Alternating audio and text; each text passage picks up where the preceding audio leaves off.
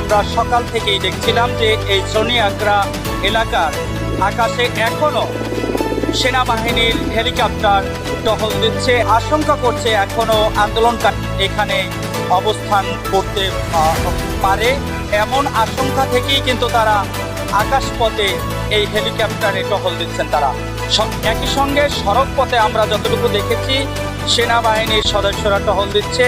সাধারণ মানুষ তেমন একটি ঘর থেকে না বের হলেও যান চলাচল এই মুহূর্তে স্বাভাবিক রয়েছে।